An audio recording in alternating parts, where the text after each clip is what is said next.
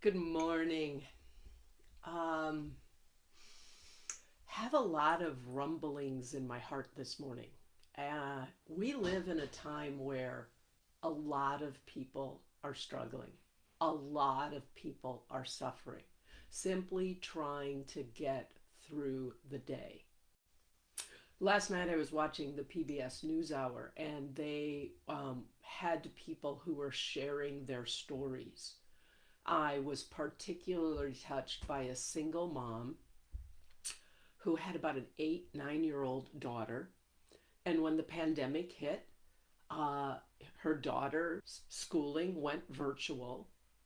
She's a single parent, doesn't have any family around her, and she had to make the choice between continuing to work at her job or staying home where she could take care of her 9 year old daughter to make sure her daughter's safe and to help her with schooling.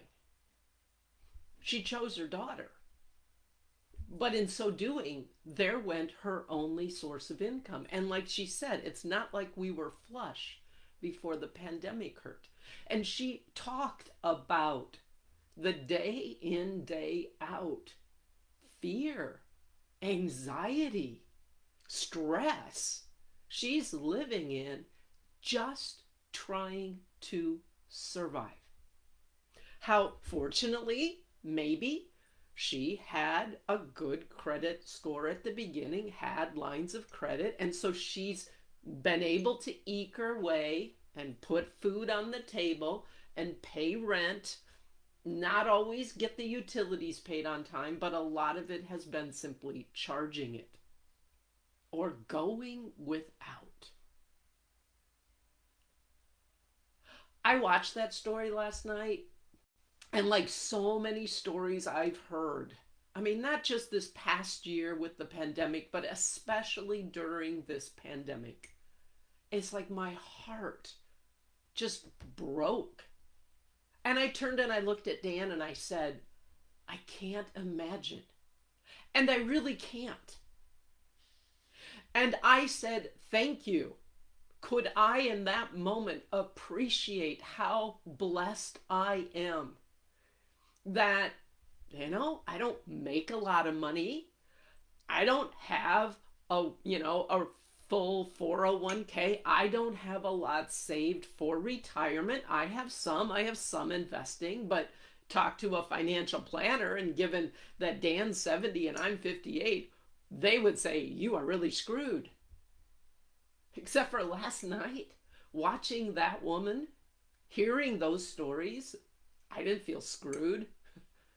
I didn't feel afraid. I didn't feel scared. I felt grateful. I felt blessed. You know that phrase, but for the grace of God, there go I. Oh yeah, that's true. And yet,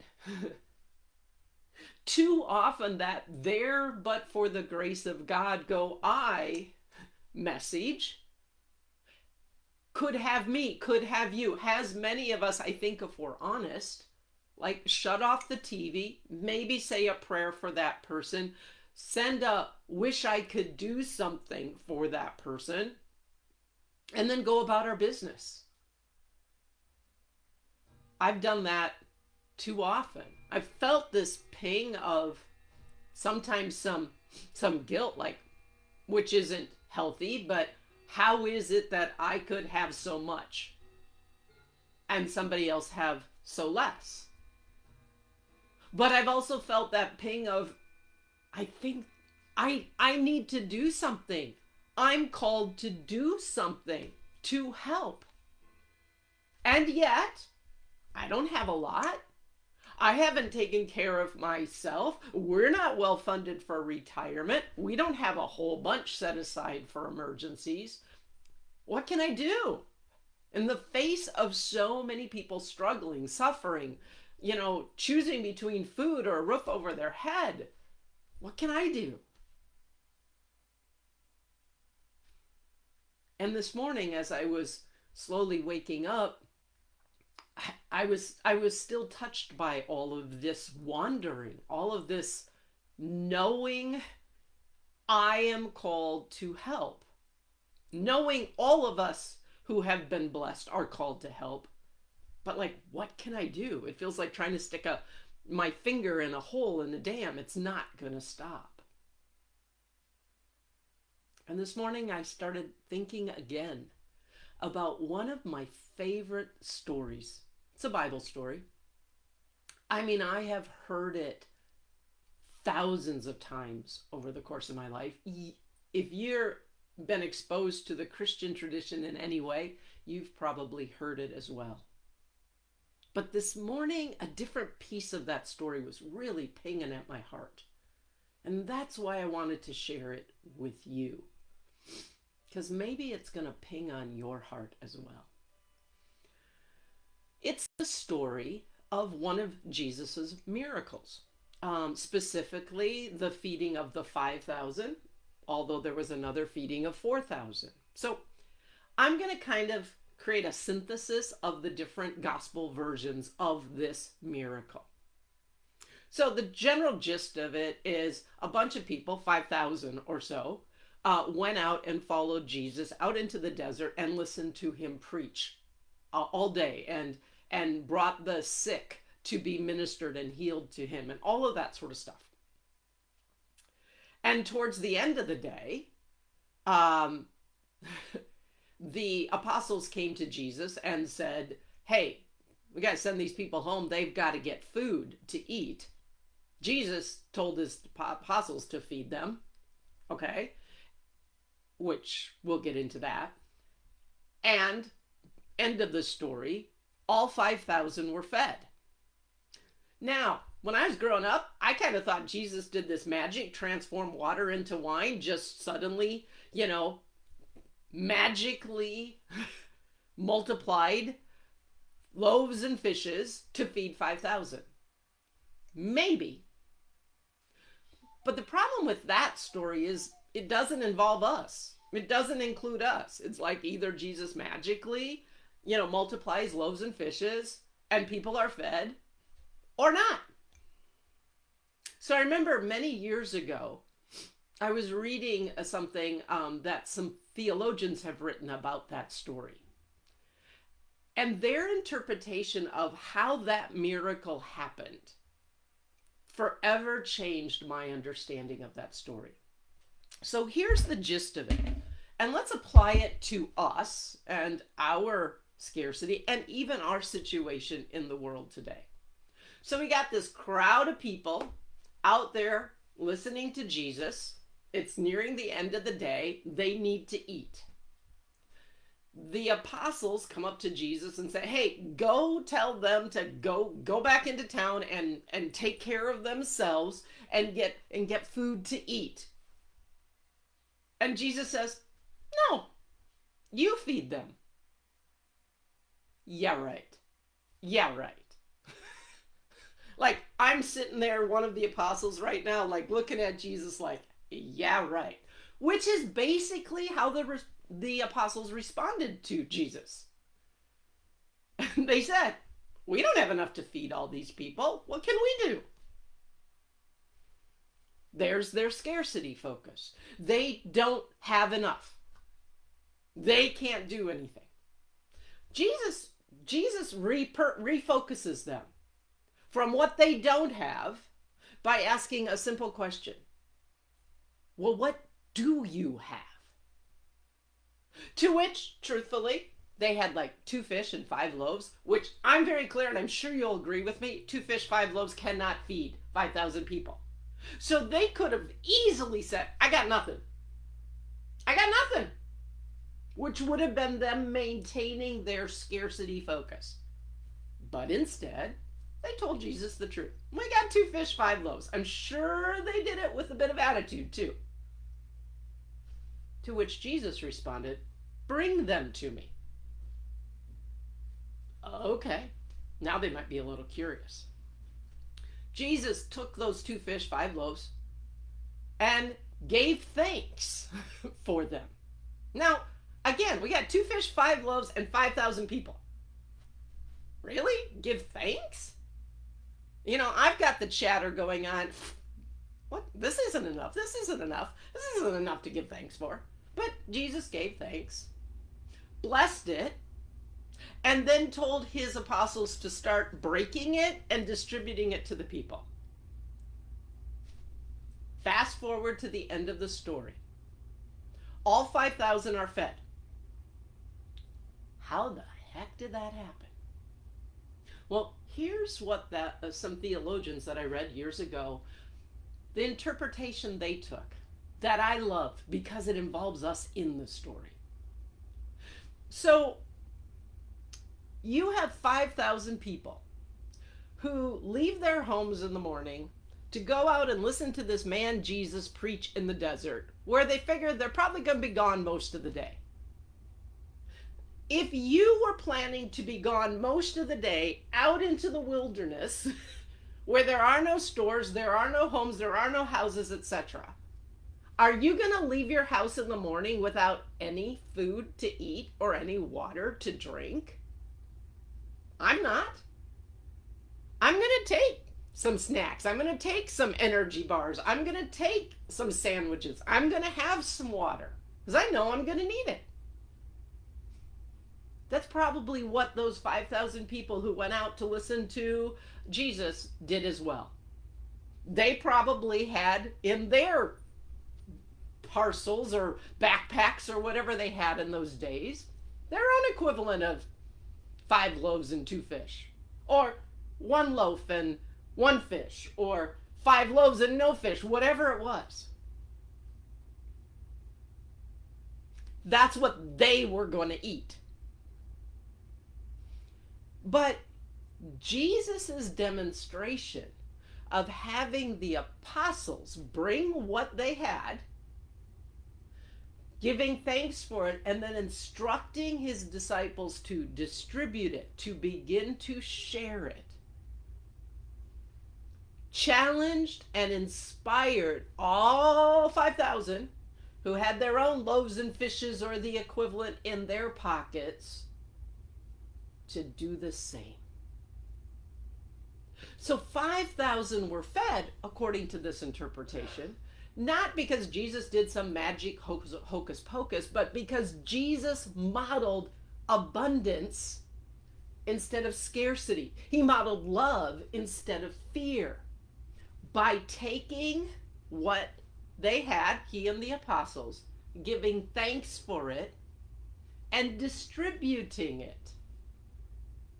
And when everybody followed that model, everyone ate their fill, including Jesus and the apostles. That's what it says. Everyone ate their fill.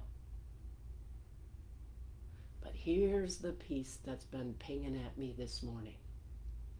And the story says, and when they were done, when they all had their fill, they gathered up the leftovers. And there were 12 basketfuls of leftovers. Everyone had eaten their fill, and there was more left over. So today my question is, what happened to the leftovers? It never says. What happened to the leftovers? Did they take the 12 baskets and divide it back up and okay, well that's my piece of bread and that's my fish and that's my half of bread. Did they do that so that the 5,000 had leftovers to take home for themselves? Which they could have.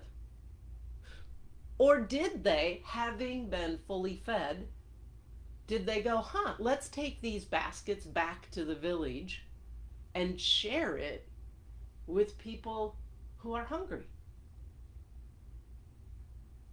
who need to be fed? I don't know what happened back then.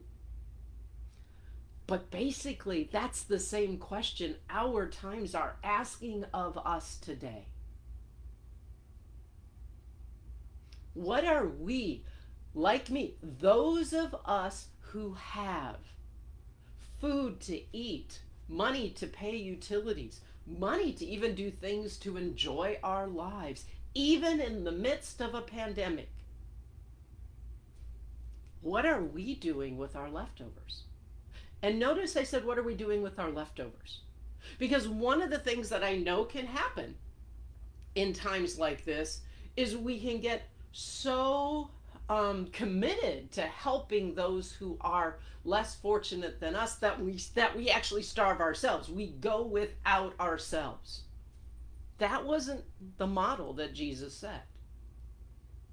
They ate their fill, and there were leftovers, which then raised the question there, must have, what do we do with these leftovers? Now, a fear-based scarcity, not enough, fear of the future response would be, I'm going to take some because I might need it tomorrow. I might need it the next day. What about retirement? I don't have enough saved for retirement. If I don't have, X amount, I don't have anything to share. I've wrestled with that one. I don't know about you, but sometimes sitting down, eating a meal, maybe oftentimes truthfully, I get to a point where, like, I know I'm full. I do. And yet it's so good. Or I'm in front of the TV and I keep eating. I overeat. There are no leftovers because I ate them all. And I think especially in our American culture, with our sense of abundance as being something I have, it's an individual experience of I have enough and I have enough for the future, and like that's what can happen. There's talks of stimulus checks running around again. There's the extension of unemployment that hopefully will be coming. There's the new provision that sole proprietors can apply for payroll protection funds. Great. I've received PPP. I've received stimulus checks. And I'm grateful for them. And yes, does it help? Yes. But at any point in time, have I needed it? No. So what am I doing with my leftovers? Is my fear of the future? Is my fear of not having what I want? Is my fear that I'm going to be left without having me hold on to it all? We don't have anything. I can't help those people, but for the grace of God, I hope somebody helps them. Or am I willing to bring what little I have, give thanks for it, and share it? Not because I think it's going to feed 5,000 people, but maybe because it's going to be an energy of abundance in a world where there's a lot of scarcity. And I don't mean imagined scarcity. I don't mean scarcity of, I think I'm not enough. I don't mean scarcity like, oh, I can't buy that new sweater that I want to buy. I mean scarcity as in people who literally do not have access to resources that they need to live, or if they have access to them, they don't know how to access them. It's not that the resources aren't available. Look at the loaves and fishes story.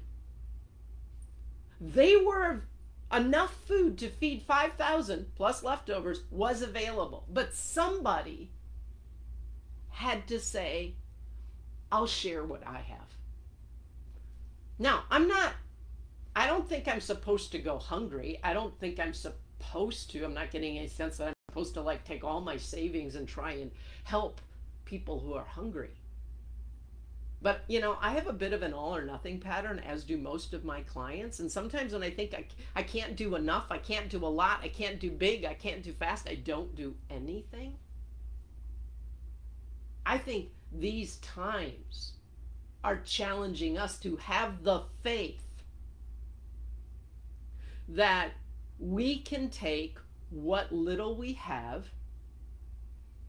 eat to our full point, not overfull, not overconsumed, to a level that really supports us to truly enjoy life, relax, have some fun, and have leftovers that we can share so that abundance doesn't become an individual experience, but it becomes a collective experience so that everyone is fed.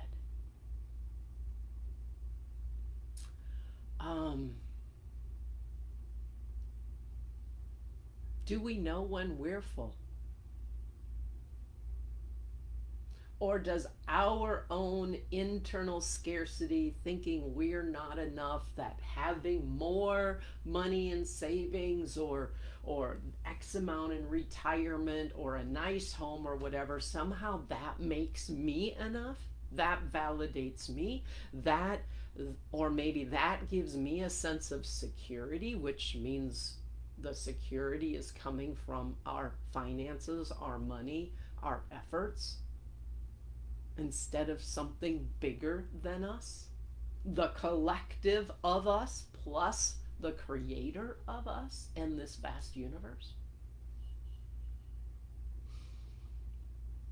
You know, when we breathe, we inhale oxygen that we didn't create, nor did we have to do anything to earn it or deserve it. It's a resource available to us, and there's enough oxygen available for every man, woman, and child on this planet. That's created by something bigger, a bigger power than us. And we breathe it in, and our bodies know how to utilize it in the ways that supports life in our body. And our bodies know how to exhale the excess oxygen, which becomes carbon dioxide that does not support life in us and actually is toxic to us, out into the world. And that carbon dioxide, which doesn't give life to us, gives life to the plants and trees, who in turn, my friend, release oxygen for us to breathe. I like to say, we didn't create the oxygen. We didn't create the life-giving resources available to us, including money, including food. We didn't create it. We didn't earn it. We didn't deserve it. We're not the source. We're the recipient. Are we truly using all that we've been given in ways that support life in us? Real life, like true life. And then, do we have the faith to exhale the excess, to know when we're full, and release the excess to give life to the world around us? We don't create the life-giving resources that keeps this universe, this world, this planet we live on habitable. But we do play an important role in perpetuating the availability of those life-giving resources for all of creation. Last night, watching those stories, having my heart be touched, feeling my own fear, like, well, but if I give too much, will I have what I need? You know, if I hold my breath, that doesn't support life. I talk about faith a lot, but it's one thing to talk about faith. It's one thing to believe in God. It's one thing to believe that God provides. And it's another thing to put us in the story, put ourselves in the story of God's providing. By saying, hey, I can contribute this. I can give thanks for it, I can bless it, and I can distribute it. So more are fed. And maybe if we all do that, there'll be some leftovers. So even more can be fed. So I'm pretty clear I'm going to be having a conversation with Dan like we had when the last stimulus checks came. That, yeah, does it help us? Does it help us put a little money aside that we will need in the future? Yep. But I'm also clear. I can't, I won't. Like, ooh, great, thank you. I'm good. That I'm called. I think we're called. I think all of us who have much are called to give much. So, a good portion of that stimulus check, just like the last ones, is going to go to support those who haven't been fed, literally, who aren't filled, literally. Because that's us playing our part in all the miracles that the divine wants us to experience. The miracle of creation, the miracle of ongoing creation. That's the faith of saying, instead of seeing scarcity and living from fear, living in the trust, the knowing that we're part of something bigger than us. And when we participate in that, somehow in ways we may never know, we will be fed. Not overfed. That's not the idea. Fed. And we can feed others. So that's what's in my heart this morning. I'd love to hear if any of this jumped at you. I think I said everything that I wanted to say. I took a few notes. Yep. It's not about starving ourselves. And it's not about overeating. It's about eating to a fullness, a fulfilledness in ourselves. Not an ego sense of enough, but a soul sense of enough. And then giving thanks, blessing, and distributing some of what we have. So there can be leftovers. So 5,000 can be fed, and we can have 12 baskets left over. Wouldn't that be a cool world to live in? Especially right now. So thanks for watching. Again, let me know if any of my ponderings pings on your heart, stirs anything for you, if it's having you think about what you can do. I'd love to hear. Have a good day.